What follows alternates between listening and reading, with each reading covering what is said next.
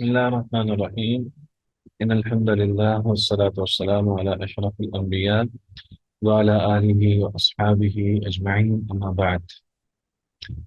آه، عزیز طلباء، ہم نے پہلے نبی اکرم صلی اللہ علیہ وآلہ وسلم کی نبوت کے دلائل وغیرہ پڑھے ہیں، اور پھر اس کے بعد نبی اکرم صلی اللہ علیہ وآلہ وسلم کے حوالے سے ہم چند واقعات جو ہیں وہ جانے ہیں، اور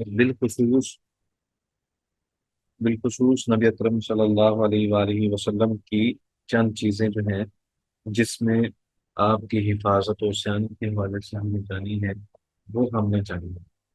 تو یہ جو ہمارا موضوع سامنے ہے کہ نبی اکرم صلی اللہ علیہ وآلہ وسلم کی حفاظت خود اللہ تبارک و تعالیٰ نے فرمائی مختلف انداز سے، اس کو آج ہم نے جانا، یہ ہمارا ٹائٹل ہے۔ اس بارے میں آپ کو کوئی معلومات ہیں پہلے؟ سر ایک آدھ واقعہ سنا ہے جہاں بچپن میں نبی صلی اللہ علیہ وسلم کسی میلے میں ہم یہ روایت سنا ہوا ہے، یہ پڑھا ہوا کے ہے، مطابق وہ لوگ ہمارے سامنے ہے۔ دیکھیں، ایسی بہت جی ساری چیزیں ہیں جن میں نبی اکرم صلی اللہ علیہ وآلہ وسلم کی حفاظت کی گئی۔ تو مقصد یہی تھا کہ چونکہ اللہ تبارک و تعالیٰ نے نبی صلی اللہ علیہ وسلم کو نبوت سے سرفراز فرمانا تھا، اس لیے قبل ازیں کہ آپ کو نبوت عطا کی جاتی، اللہ تبارک و تعالیٰ نے ان کی زندگی کو ایک بہت ہی خوبصورت انداز سے رکھا، اور ہر قسم کی جو جاہلیت کی رسمیں ہیں اور جاہلانہ طریقے ہیں اور شرکیہ افعال ہیں، ان تمام قسم کی رسومات اور دیگر معاملات سے نبی اکرم صلی اللہ علیہ وسلم کو ابتدا سے ہی محفوظ رکھا ہے۔ تو اس سلسلے میں ہی ہمارے پاس چند ایک واقعات ہیں جن کا ہم ذکر کر کے آگے بڑھیں گے۔ آج ہمارے سبق میں دو تین چیزیں ہیں۔ ایک تو بنیادی طور پر یہی جس کا ہم نے ذکر کیا، اسی طرح فلح الفضول کا ذکر ہے، جنگ فجار کا ذکر ہے، اور پھر نبی اکرم صلی اللہ علیہ وسلم کی دیگر کچھ تجارت کے احوال جو ہیں وہ موجود ہیں۔ تو سب سے پہلے ہم چند ایک چیزیں، واقعات جس میں اللہ تبارک و تعالیٰ نے نبی اکرم صلی اللہ علیہ وسلم کی حفاظت فرمائی، ان کا ذکر کرتے ہیں۔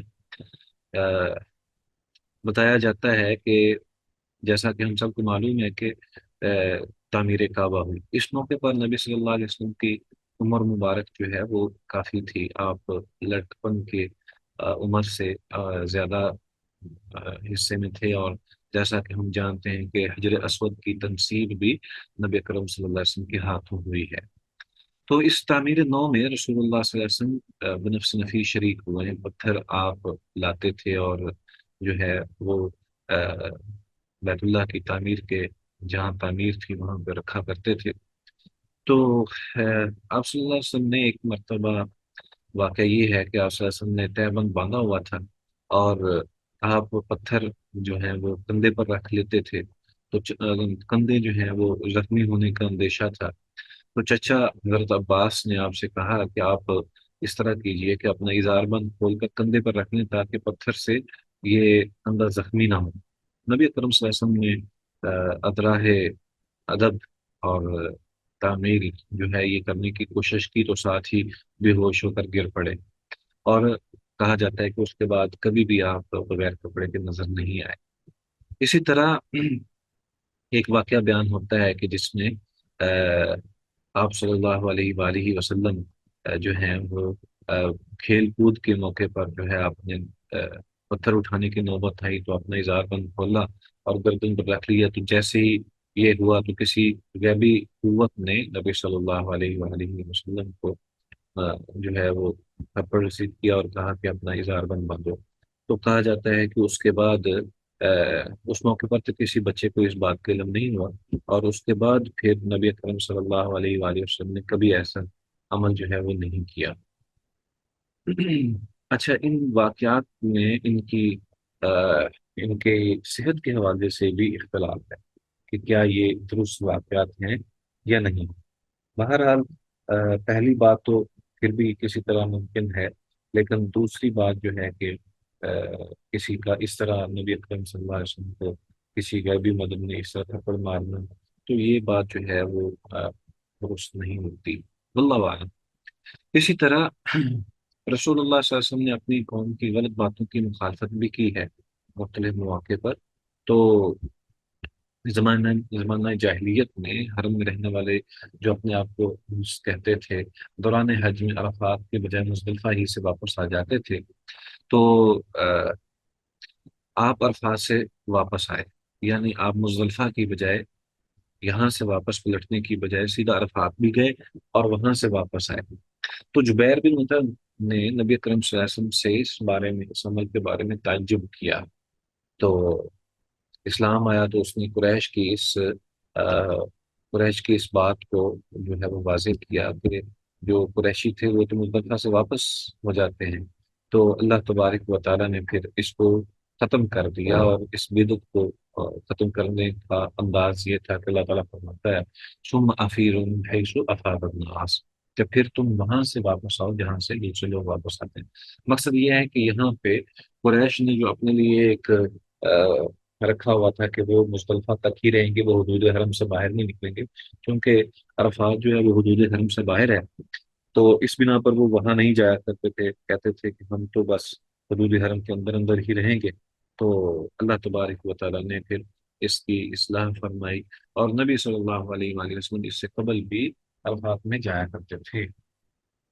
اچھا، اس سے یہ ثابت ہوتا ہے کہ نبی صلی اللہ علیہ وسلم نے ایک تو حج اسلام کیا ہے اور اس سے پہلے بھی حج کیا ہے۔ اس سے یہ ثابت ہوتا ہے کہ نبی اکرم صلی اللہ علیہ وآلہ وسلم جب ابھی نبوت اور رسالت نہیں ملی تھی اس وقت بھی آپ نے حج کیا۔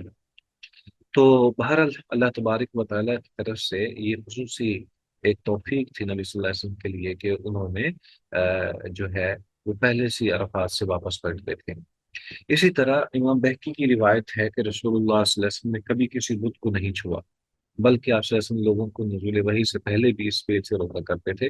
آپ نے طواف کے وقت اسقاف اور نائلہ کے بت کو ہاتھ لگانے سے انکار کر دیا تھا، اور اہل جہلیت ایسا ہی کیا کرتے تھے۔ اسی طرح ایک روایت میں آتا ہے کہ جب اسحاق اور نائلہ کے حوالے سے قسم یا لات اور عزیٰ کے حوالے سے قسم کھانے کی بات آئی ہے، تو امام بہقی کی روایت ہے کہ رسول اللہ صلی اللہ علیہ وسلم نے کبھی کسی بت کو نہیں چھوا، بلکہ آپ لوگوں کو نزول وحی سے پہلے بھی اس فعل سے روکا کرتے تھے۔ آپ نے طواف کے وقت اسحاق اور نائلہ کے بت کو ہاتھ لگانے سے انکار کر دیا تھا۔ اچھا، ابن اسحاق کی روایت ہے کہ جب بحیرہ راہب نے قریش کے طریقہ کار کے مطابق لات و عزیٰ کی قسم کھائی تو آپ صلی اللہ علیہ وسلم نے اس سے کہا لا تسألنی باللات والعزى شيئا فوالله ما بغضت بغضها شيئا قط۔ لات و عزیٰ کا نام لے کر مجھ سے کسی چیز کا مطالبہ نہ کرو، اللہ کی قسم مجھے جتنی نفرت ان سے ہے کسی اور چیز سے نہیں ہے۔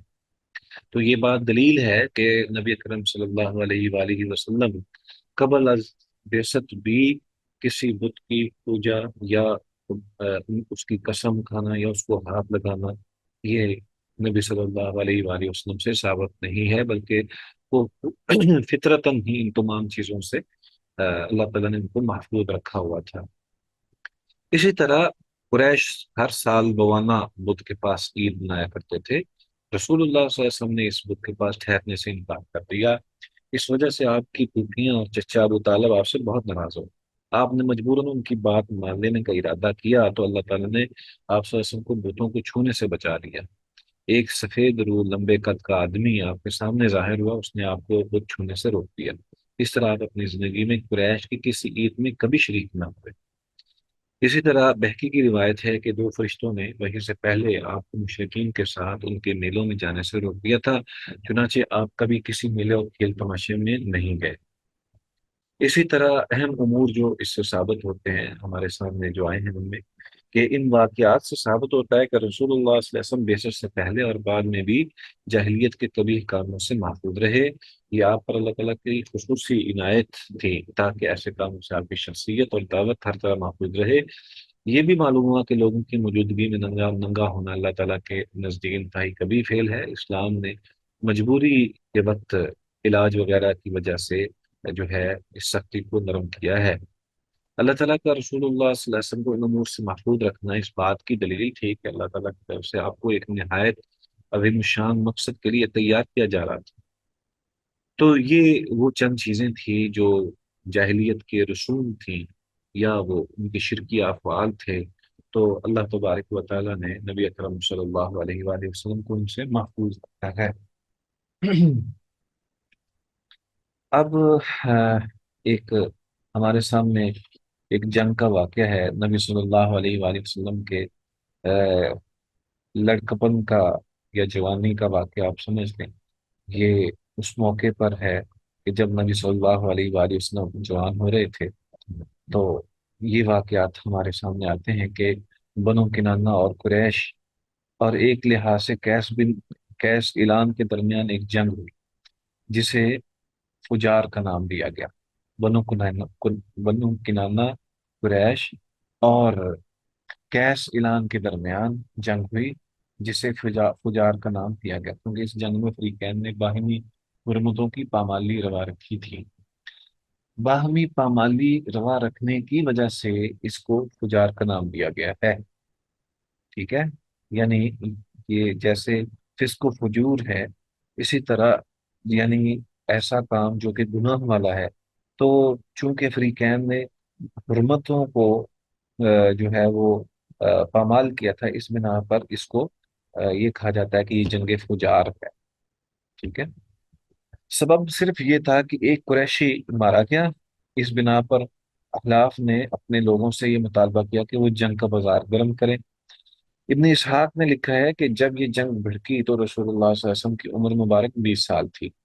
ابن شام نے 14 سال یا 15 سال بیان کی ہے۔ رسول اللہ صلی اللہ علیہ وسلم بھی اپنے چند چچاؤں کے ساتھ اس میں شریک ہوئے۔ آپ نے خود فرمایا کہ کن تو ام بولو امامی، میں اپنے چچوں کو تیر پکڑاتا تھا۔ جنگ فجار طویل عرصے تک جاری رہی، چنانچہ ابن اسحاق اور ابن شام کے اقوال میں تطبیق ممکن ہے کہ اس جنگ کی ابتدا کے وقت آپ کی عمر تقریباً 15 سال اور اختتام کے وقت 20 سال تھی۔ اور قابل توجہ بات یہ ہے کہ اس جنگ میں براہ راست لڑائی میں حصہ لینے کے حوالے سے رسول اللہ صلی اللہ علیہ وآلہ وسلم کا کہیں بھی ذکر نہیں ہے، حالانکہ آپ لڑائی کی عمر یعنی بلوغت کو پہنچ چکے تھے۔ علامہ سہیلی نے اس کی علت یہ بیان کی ہے کہ یہ جنگ کافروں کے درمیان تھی، اور اللہ تعالیٰ نے کسی مومن کو اجازت نہیں دی کہ وہ الہ کریمت اللہ کے علاوہ کسی اور مقصد کے لیے لڑائی لڑے۔ ہاں جی، تو صاحب کتاب یہ کہتے ہیں کہ اگر یہ بات درست بھی ہے کہ نبی صلی اللہ علیہ وسلم نے تیر پکڑائے تھے، تو یہ ایک علامتی بات ہے۔ آپ براہ راست قتال میں شریک نہیں ہوئے، اور اس محاربے میں شریک ہونا مقامات مقدسہ اور دیگر محارم کے دفاع میں تھا، خصوصاً جب کہ قیس اعلان ہی نے ابتدا میں ظلم کا ارتکاب کیا تھا، اور مظلوم کی مدد کرنا تمام انبیاء اور مسلمین کا امتیاز رہا ہے۔ اب اس کے بعد دوسرا ایک واقعہ آتا ہے حلف الفضول کا۔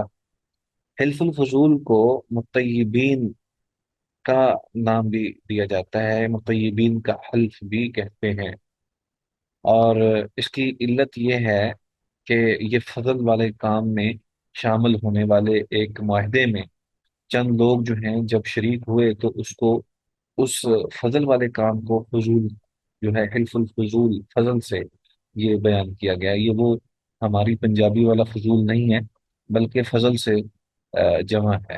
اسی طرح یہ بھی کہا جاتا ہے کہ ان میں 3 ایسے اشخاص تھے جن کے ناموں میں فضل آتا تھا، تو اس لیے اس کو فضول کا نام دیا گیا۔ بھارت مسند احمد کی روایت ہے کہ رسول اللہ صلی اللہ علیہ وسلم نے فرمایا، میں اپنے چچاؤں کے ساتھ مطیبین کے حلف میں شریک ہوا۔ اس وقت میں نوجوان تھا، مجھے کوئی سرخ اونٹوں کا ریوڑ بھی دے تو وہ عہد توڑنا پسند نہ کروں۔ بہقی کی روایت میں ہے کہ آپ صلی اللہ علیہ وسلم نے فرمایا کہ میں حلف المطیبین کے علاوہ قریش کے کسی معاہدے میں شریک نہیں ہوا، سرخ اونٹوں کے عوض بھی مجھے یہ عہد توڑنا گوارا نہیں ہے۔ امام بہقی رحمہ اللہ نے اس حدیث کی وضاحت کرتے ہوئے لکھا ہے کہ چند سیرت نگاروں نے کہا ہے کہ اس عہد سے مراد حلف الفضول ہے، کیونکہ نبی کریم صلی اللہ علیہ وسلم نے حلم المطیبین کا دور نہیں پایا۔ مقصد یہ ہے کہ یہاں پہ امام بہقی چند سیرت نگاروں سے یہ ذکر کر رہے ہیں کہ حلف الفضول الگ ہے، حلف المطیبین الگ ہے۔ بہرحال اہل سیر کی روایت میں تطبیق یوں ہو سکتی ہے کہ رسول اللہ صلی اللہ علیہ وسلم کے دور میں حلف المطیبین کی تجدید کر کے اس کا نام حلف الفضول رکھ دیا گیا۔ مسند حمیدی کی روایت ہے کہ رسول اللہ صلی اللہ علیہ وسلم نے فرمایا کہ میں اب وہ واقعہ سامنے آتا ہے کہ میں عبداللہ بن جدعان کے گھر میں ایک معاہدے میں موجود تھا، اگر آج بھی مجھے اس معاہدے میں شرکت کی دعوت دی جائے تو ضرور قبول کروں گا۔ اس معاہدے کے شرکاء نے عہد کیا تھا کہ ہر حق والے کو اس کا حق دلایا جائے گا اور کوئی ظالم کسی پر کوئی زیادتی نہیں کرے گا۔ ہاں جی، ابن اسحاق کی روایت ہے کہ رسول اللہ صلی اللہ علیہ وسلم نے فرمایا، میں عبداللہ بن جدعان کے گھر میں ایک معاہدے میں موجود تھا، مجھے پسند نہیں کہ مجھے اس معاہدے میں شرکت کی بجائے صرف اونٹ ملتے، اور اگر اسلام میں بھی مجھے اس قسم کے معاہدے کی دعوت دی جائے تو میں ضرور قبول کروں گا۔ اچھا، اس میں یہ ہے کہ باہمی معاہدہ بنو ہاشم، بنو عبد المطلب، بنو اسد، بنو زہرا اور بنو تیم نے کیا تھا کہ ایک دوسرے کی مدد کریں گے اور ظالم سے مظلوم کا حق لے کر دیں گے۔ ماہ ذی القعدہ میں بعثت سے 20 سال پہلے کا واقعہ ہے، جب قریش جنگ فجار سے واپس آئے۔ اس وقت رسول اللہ صلی اللہ علیہ وسلم کی عمر 20 برس تھی۔ اس معاہدے کے اولین دائی نبی صلی اللہ علیہ وسلم کے چچا زبیر بن عبد المطلب تھے۔ اس کا سبب یہ تھا کہ زبیر قبیلے کا ایک آدمی اپنا تجارتی سامان لے کر مکہ مکرمہ آیا۔ آس بن وائل سہمی نے اس سے وہ سامان خرید لیا۔ آس بڑا سردار تھا، سرداری کے زور میں اس نے اس غریب کی رقم دبا لی۔ زبید کے آدمی نے احلاف کے قبائل عبد الدار، مخزوم جو اور سہم سے مدد طلب کی۔ انہوں نے نہ صرف اس بیچارے کی مدد سے انکار کیا بلکہ اسے ڈانٹ ڈپٹ کی۔ جب اس زبیدی نے خطرہ محسوس کیا تو وہ طلوع شمس کے وقت جبل ابی قبیس پر چڑھا۔ اس وقت قریشی کعبے کے ارد گرد بیٹھے ہوئے تھے۔ اس نے یہ شعر پڑھنے شروع کر دیے، جس میں ہے کہ اے فہر قریشیو، اس مظلوم کی مدد کرو جس کا تجارتی سامان جو ہے وادی مکہ میں چھین لیا گیا ہے، وہ غریب الوطن اور اپنے لوگوں سے دور ہے، احرام باندھ رکھا ہے، پراگندہ سر ہے، اور ابھی عمرہ بھی پورا نہیں ہوا۔ تو اے حجر اسود و حجر کے مابین بیٹھے ہوئے لوگوں، میری مدد کرو۔ عزت و حرمت تو اس شخص کی ہے جس کے کام اچھے ہیں، غدار اور بدکار آس بن وائل کی چادر کی کوئی عزت نہیں۔ یہ سن کر زبیر بن عبد المطلب اٹھ کھڑے ہوئے اور کہنے لگے، کیا اسے بے یار و مددگار چھوڑا جا سکتا ہے؟ اس پر قریش، زہرہ اور تیم عبداللہ بن جدعان کے گھر اکٹھے ہوئے اور آپس میں معاہدہ کیا کہ وہ مظلوم کی کے لیے یکجان رہیں گے حتیٰ کہ ظالم مظلوم کا حق واپس کر دے۔ وہ اس معاہدے پر اس وقت تک قائم رہیں گے جب تک سمندر میں پانی کی ایک بوند بھی باقی ہے، اور جب تک سبیر اور ہرا پہاڑ اپنی جگہ قائم ہیں، اور یہ کہ وہ امور روزگار میں بھی ایک دوسرے کی ڈھارس بندھائیں گے۔ یہ معاہدہ ماہ حرام ذی میں طے ہوا، اور قریش نے اس معاہدے کو حلف الفضول کا نام دیا کیونکہ ان کا کہنا تھا کہ یہ لوگ ایک فضیلت والے کام پر اکٹھے ہوئے ہیں۔ پھر یہ لوگ آس بن وائل کے پاس گئے اور اس سے مظلوم کا سامان لے کر واپس اس کے سپرد کر دیا۔ ہاں جی، اگر اہل جاہلیت اپنے فطری جذبات کی بنیاد پر ظلم کے سدباب کے لیے اٹھ سکتے ہیں، تو اہل اسلام کے لیے تو ناگزیر ہے کہ وہ اپنے عقیدے کی بنیاد پر ظلم کے خلاف اٹھیں۔ اسلام کی دعوت ہی یہ ہے کہ ظلم کا خاتمہ کیا جائے۔ تو مقصد یہ ہے کہ یہ نبی کرم صلی اللہ علیہ وآلہ وسلم کا عمل مبارک تھا، اور آپ کے چچا اور دیگر جو قبیلے کے لوگ تھے انہوں نے یہ کام کیا، اور نبی صلی اللہ علیہ وسلم نے اس میں شرکت کی۔ ہاں جی، اب آگے واقعہ آتا ہے سیدہ خدیجہ رضی اللہ تعالیٰ عنہا سے شادی کا۔ السلام علیکم سر۔ وعلیکم السلام جی۔ سر کوشچن تھا، کیونکہ ہمارے جو ذہن میں تھا وہ یہ واقعہ تھا کہ حلف الفضول یعنی وہ معاہدہ تھا کہ جس میں یعنی حجر اسود جو ہے اس پر یعنی اس کی تعیناتی پر اختلاف پایا تھا کہ مختلف جو سردار تھے وہ چاہتے تھے کہ میں کو رکھوں گا، ٹھیک ہے، تو اس طرح یعنی ہم نے جو سنا ہوا تھا اور یہاں پہ ابھی جو پڑھا ہے وہ کافی ڈفرینٹ ہے۔ میرا خیال ہے کہ آپ کو نا جہاں سے آپ نے پڑھا اس کو دوبارہ پڑھنے کی ضرورت ہے۔ تو واقعہ ایسا ہی ہے جیسے ہم نے ابھی پڑھا ہے، اور وہ جو واقعہ ہے وہ تعمیر کعبہ کے موقع کا واقعہ ہے، اور تعمیر کعبہ جو ہے یہ نبی صلی اللہ علیہ وآلہ وسلم کی شادی کے بعد کا واقعہ ہے۔ ٹھیک ہے سر، جزاک اللہ۔ ہاں جی، دیکھیں اب ہمارے سامنے سیدہ خدیجہ رضی اللہ تعالیٰ عنہ سے شادی کا پورا باب ہے۔ میرا خیال ہے کہ اس میں ایک دو چیزیں جو ہیں وہ واضح ہونی چاہیے۔ پہلے یہ کہ اس نکاح کی جو وجہ تھی وہ اصل کیا تھی۔ دوسری بات یہ کہ نبی کرم صلی اللہ علیہ وآلہ وسلم کی عمر اور سیدہ خدیجہ کی عمر کیا تھی، اور دونوں اطراف میں جو بنیادی چیزیں ہیں، مثلاً کون کون سی چیزیں جو ہیں وہ طے پائی ہیں، سر آواز حق بند ہے۔ مہر رکھا گیا، خطبہ پڑھا گیا، اور اسی طرح ولیمہ بھی ہوا۔ تو یہ جس طرح آج ایک پورا نظام ہے نکاح کا، اسی طرح ہی وہ نکاح ہوا۔ اور اس میں ایک یہ بھی بنیادی چیز یہ ہے کہ عورت جو ہے وہ خود اہتمام کر سکتی ہے کہ وہ کسی کو اگر پسند کرتی ہے تو وہ اس سے اظہار کر سکتی ہے یا پیغام بھیج سکتی ہے کہ میں آپ سے شادی کرنا چاہتی ہوں، اس میں کوئی حرج نہیں ہے۔ اسی طرح اس نکاح کے اندر جو خیر و برکت ہے وہ یہ بھی ہے کہ نبی اکرم صلی اللہ علیہ وآلہ وسلم سے شادی کے بعد سیدہ خدیجہ رضی اللہ تعالیٰ عنہ نے اپنا سارا مال جو ہے وہ منتقل کر دیا، اور گویا کہ یہ بات واضح ہو رہی ہے کہ شادی کے بعد خامد جو ہے وہ زیادہ حق رکھتا ہے کہ وہ مالی طور پر اپنا جو ہے وہ فائدہ حاصل کر سکے، یا یہ ہے کہ اس کو استعمال کرنے کی گنجائش نکلتی ہے اس سے۔ اسی طرح نبی اکرم صلی اللہ علیہ وآلہ وسلم اس موقع پر سیدہ خدیجہ رضی اللہ تعالیٰ عنہ کے گھر بھی منتقل ہو گئے تھے۔ تو گویا کہ نبی اکرم صلی اللہ علیہ وآلہ وسلم کے اس عمل سے یہ بھی ثابت ہوتا ہے کہ دور حاضر میں ایک یہ جو ہمارے یہاں ٹرینڈ بنا ہوا ہے کہ گھر دامادی والا، یہ بات جو ہے یہ اس کو عیب کے طور پر بیان کرنا اس انداز سے یہ درست نہیں ہے۔ یہ تو ماحول اور ضرورت اور حالات کے پیش نظر جو ہے وہ کوئی بھی فیصلہ اگر میاں بیوی کر لیں تو ان کو کوئی تانا نہیں دیا جا سکتا، اور یہ چیز جو ہے یہ بے عیب ہے۔ تو یہ شادی بڑی بابرکت ہے، اور اس شادی کے پیچھے جو اصل حکمت کا فرماتی وہ اللہ تعالیٰ کی طرف سے ہی تھی کہ اللہ تبارک و تعالیٰ نے نبی اکرم صلی اللہ علیہ وآلہ وسلم پر جو نبوت کا بار ڈالنا تھا، اس موقع پر آپ صلی اللہ علیہ وسلم کو ایسے سکون کی تلاش تھی، اور ایسے اطمینان کی ضرورت تھی، اور ایسی داد رسی کی اور اطمینان دلانے والی ایک جو ساتھی کی ضرورت تھی جو کہ سیدہ خدیجہ کے علاوہ کوئی اور نہیں کر سکتا تھا۔ تو اس موقع پر اللہ تبارک و تعالیٰ نے جو فیصلہ فرمایا اور نبی صلی اللہ علیہ وسلم کی شادی کی، یہ بہت ہی حکمتوں سے لبریز شادی ہے، اور اس کے فوائد و ثمرات جو ہیں وہ بہت ہی زیادہ ہیں کہ نبی صلی اللہ علیہ وآلہ وسلم کی ساری اولاد جو ہے وہ انہی ہی سے ہے۔ ہم جانتے ہیں کہ نبی اکرم صلی اللہ علیہ وآلہ وسلم نے اس کے بعد بھی متعدد شادیاں کی ہیں، لیکن کسی سے بھی اولاد نہیں ہوئی۔ اگر اولاد ہوئی ہے تو وہ ایک تو سیدہ ماریہ قبطیہ سے ہوئی ہے، اور ابراہیم پیدا ہوئے، اور باقی ساری جتنی بھی اولاد ہے وہ سیدہ خدیجہ رضی اللہ تعالیٰ عنہا سے ہوئی ہے۔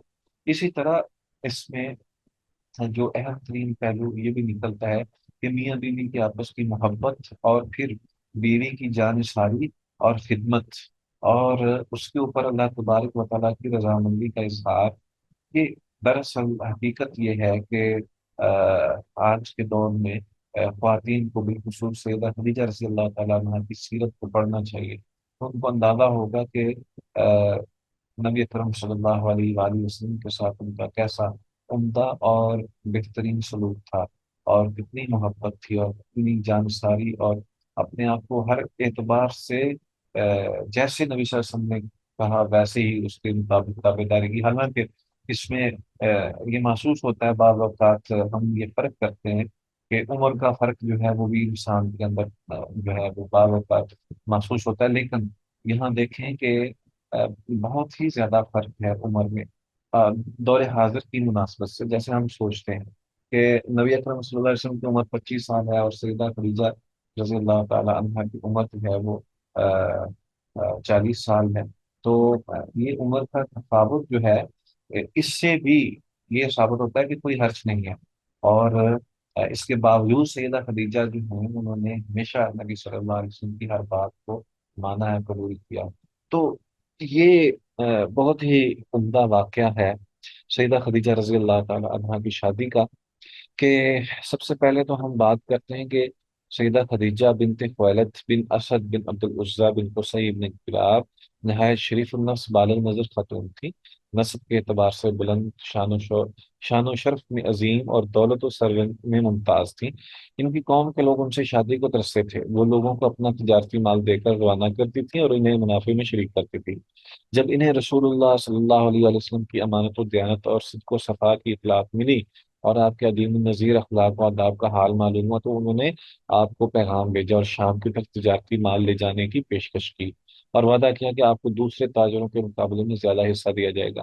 رسول اللہ صلی اللہ علیہ وسلم راضی ہو گیا اور ان کے خلاف ان کے غلام میسرہ کو ہمراہ لے کر شام کے تجارتی سفر پر تشریف لے گا۔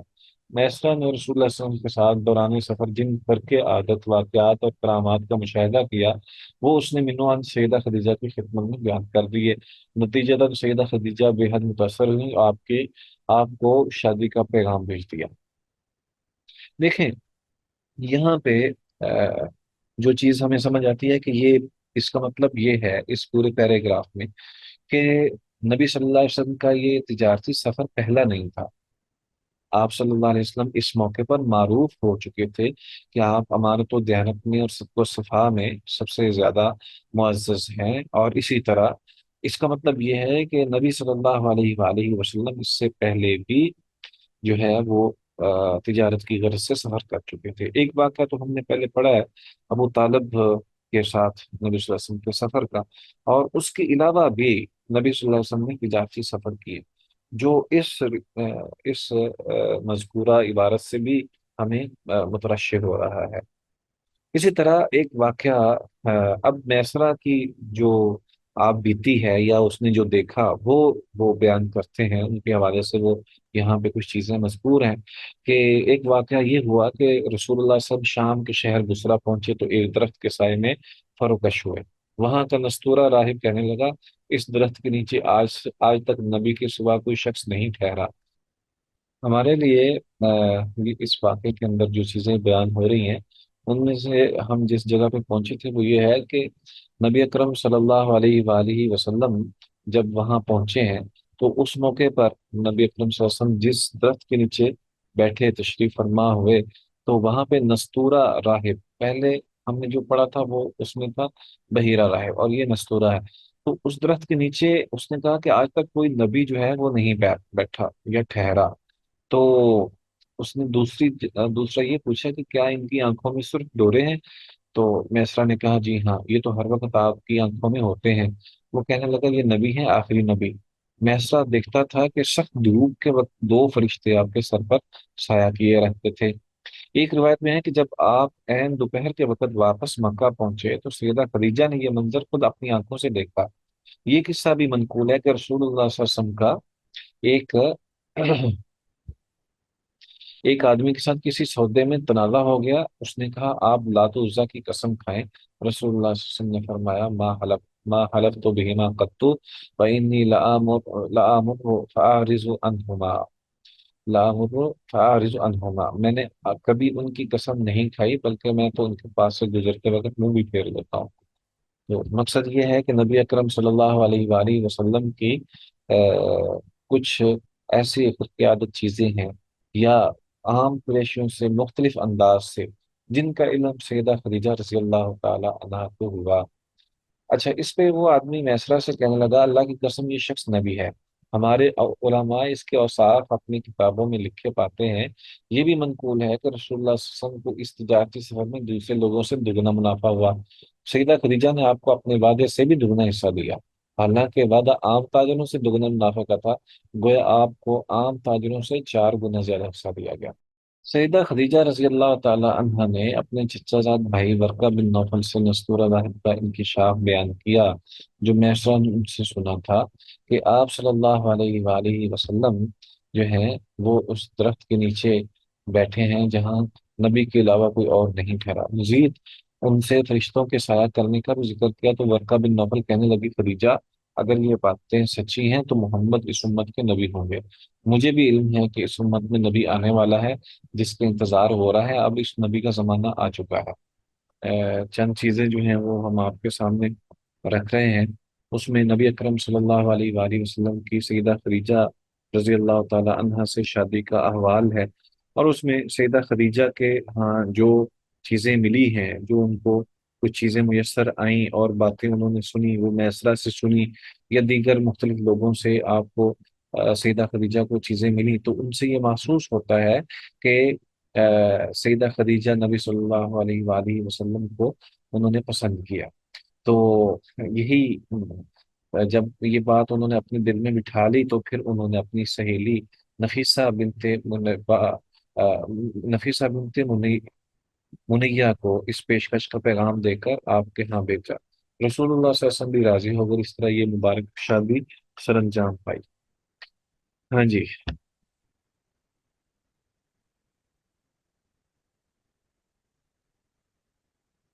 اسی طرح کچھ واقعات ہیں جو شادی کے حوالے سے یہ ہیں کہ سیدہ خدیجہ کی ایک بہن نے بھی رسول اللہ صلی اللہ علیہ وسلم کے ساتھ ایک دوسرے آدمی کو اجرت پر رکھا تھا۔ یہ ایک اور واقعہ ہے جو جس میں نبی صلی اللہ علیہ وسلم کی شرم و حیا کا ذکر ہے، اور آپ کا جو ایک انسانی فطرت ہوتی ہے اس کا ذکر ہے کہ سیدہ خدیجہ کی مشیرہ نے رسول اللہ صلی اللہ علیہ وسلم کے ساتھ ایک دوسرے آدمی کو بھی اجرت پر رکھا۔ جب یہ دونوں سفر سے واپس آئے اور حساب کتاب کیا گیا تو خدیجہ کی بہن نے کے ذمے ان کے کچھ مال نکلتا تھا۔ دوسرا تاجر یہ مال لینے کے لیے اپنا حصہ لینے کے لیے جو ہے وہ بار بار ان کی خدمت میں پہنچتا، تو وہ پوچھتی ہیں کہ محمد صلی اللہ علیہ وآلہ وسلم کیوں نہیں آتے، وہ کیوں نہیں تقاضا کر رہے؟ تو انہوں نے بتایا کہ وہ کہتے ہیں کہ مجھے شرم آتی ہے۔ تو سیدہ خدیجہ کی بہن نے یہ بات خدیجہ کو بتائی تو ان کو آپ کی یہ عالی ظرفی بہت بھائی۔ وہ آپ سے کہنے لگی آپ میرے والد محترم سے ملیں اور مجھ سے نکاح کی بات کریں۔ آپ نے فرمایا آپ کے والد بہت مالدار ہیں، وہ اس بات پر کبھی راضی نہ ہوں گے۔ وہ کہنے لگی آپ ان سے ملیں اور بات کریں، باقی معاملہ میں سنبھالوں گی، لیکن آپ ان کے پاس اس وقت جائیں جب وہ نشے کی حالت میں ہوں۔ حضرت خدیجہ کا پہلا نکاح عتیق بن عائد مخزومی سے ہوا تھا اور ایک بچی بھی پیدا ہوئی تھی۔ دوسرا نکاح ابو حالہ بن نباش تمیمی سے ہوا جس سے ایک بیٹا اور ہند اور ایک لڑکی پیدا ہوئی۔ ابو حالہ دور جاہلیت ہی میں فوت ہو گیا تھا۔ مورخ ابن سعد نے ذکر کیا ہے کہ ان کا پہلا نکاح ابو حالہ سے ہوا تھا اور ابو حالہ کا نام ہند بن نباش بن زرارہ تھا، اس سے ہند نامی ایک لڑکا پیدا ہوا۔ پھر عتیق بن عائش بن عبداللہ مخزومی سے دوسرا نکاح ہوا جس سے ہند نامی ایک لڑکی پیدا ہوئی، جس کا نکاح بعد میں سیف بن امیہ بن عائش بن عبداللہ سے ہوا۔